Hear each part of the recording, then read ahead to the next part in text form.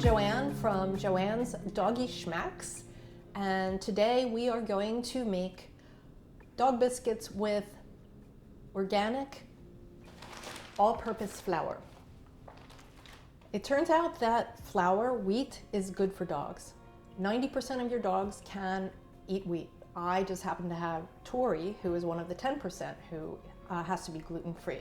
So a lot of my first recipes were gluten-free. From now on, we're going to include the 90% of other dogs who can eat wheat. So I call this recipe Pantry Puppers because it's made with items you can find in your pantry. No more going out and looking for obscure flours. So let's get started. It is, of course, flour. And I've pre-measured this time so you don't have to watch me struggle with the bag. I have 1.5 cups of organic white flour. Why organic? Free of pesticides, which is something that is important for our little friends. Then we have 1/2 cup of sweet potato flour. I've used that before. You might say, I don't have that in my pantry. If you don't, just put in another 1/2 cup of flour, regular flour, all-purpose flour. So here's my 1/2 cup of sweet potato flour. And then we're going to add oats, 1/2 cup of oats. Everybody has oats. And last but not least, you might not have this in your pantry, but I have a great substitute. This is nutritional yeast, and it's a 1/4 cup. Nutritional yeast is a very cool thing. It has 9 amino acids. I'm learning about all this stuff. Meat has 9 amino acids. So this powder here, this yeast, is very good for your dog. It's very good for you. And it tastes like cheese. How can you lose? So if you don't have nutritional yeast, oof, you can really smell that. If you don't have nutritional yeast, use Parmesan. It'll work just as well. So we're going to give this a little whirl. And it's a really nice yellow color, which is appealing in a dog biscuit, I think. Kind of looks like chicken or something. So we'll stir that around. That looks pretty good. And we have a few more items that definitely would be in your pantry. Get another bowl. They're the wet ingredients. We have egg, 1 egg. And get rid of that. A 1/4 cup of water.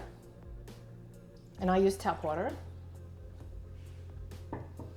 And we have 2 tablespoons of olive oil. California olive oil, but you could use any kind you want.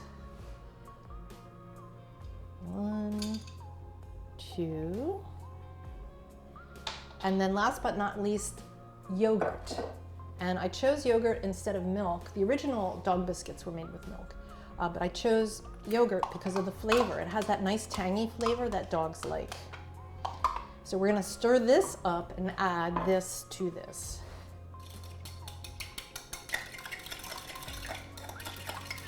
Smells great, and I'm hungry. This is not a good thing. Unless I want to eat my own biscuits, which I might. All right, so let's add this here.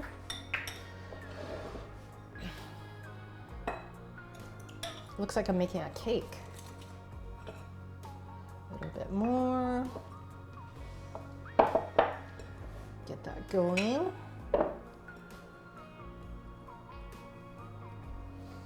Add the rest. And then we're going to roll it out. And because these are very basic, I've chosen the shape of a dog bone, which is the original shape of dog bones. Evidently, dog bones were invented in 1860 in England. The sailing ships were coming into shore and they had biscuits left over. It's called hardtack.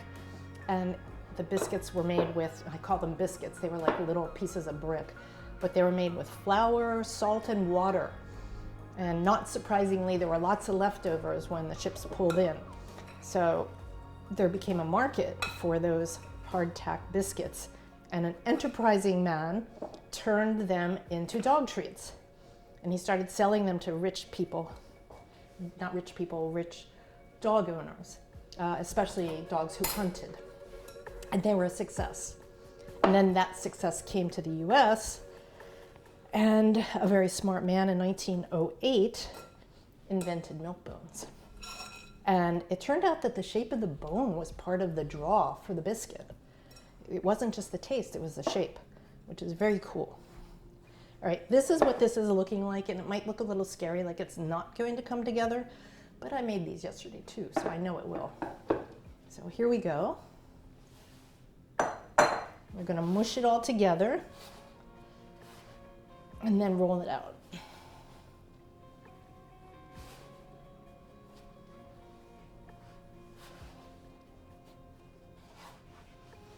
I'm wondering what my tasters are doing right now. Last episode, we had one of our tasters roaming around, and he was kind of at my feet looking for everything I might drop on the floor.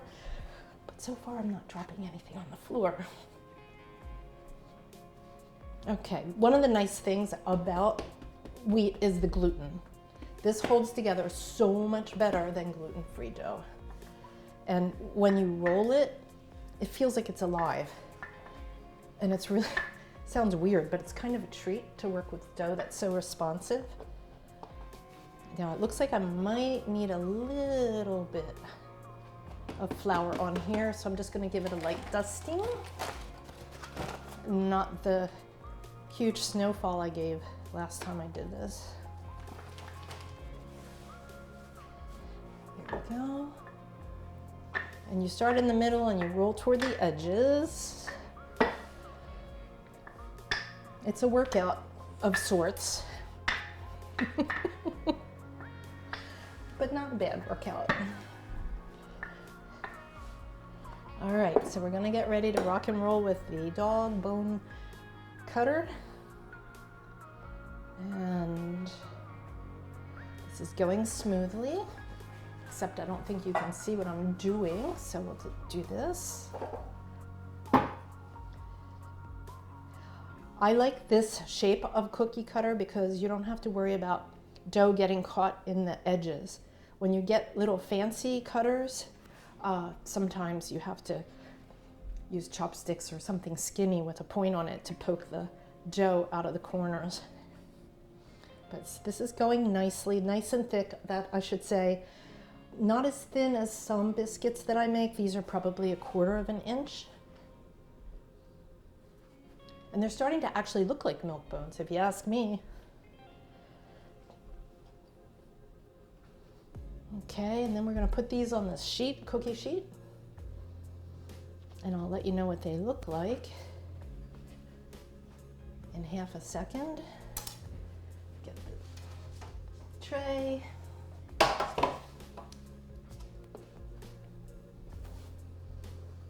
Did I mention vitamin A with the sweet potato flour? Because that's something new I discovered today. Vitamin A is good for skin, coat, nerves, muscles. I had no idea that some of these ordinary flours were so magical for your health or for your dog's health. And handy spatula. Maybe I should have dusted the board first.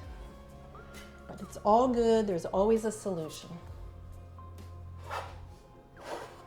There we go, and I'll be using the scraps, and they're not really scraps. I'll be using the dough that doesn't make a go the first time. On the second go round, turning it into a ball again, flattening it again, and making more biscuits. Okay.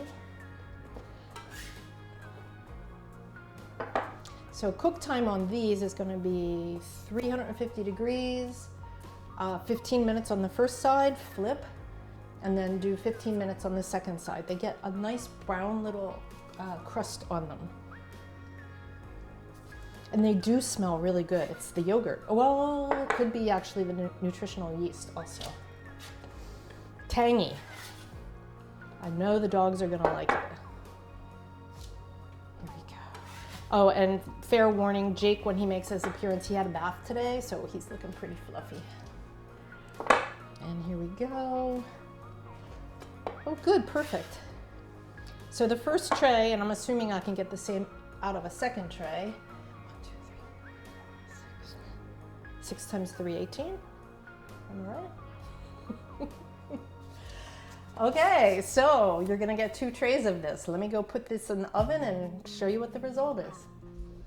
And here we have a tray of Pantry Puppers made with ingredients from your own pantry. You don't have to go out and buy any weird flours.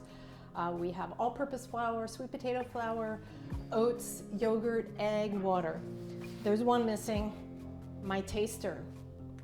He had his own mind. He just carried away his first treat. He liked it so much, but we've had a little talk and he's going to sit and let you see what he thinks of his treat.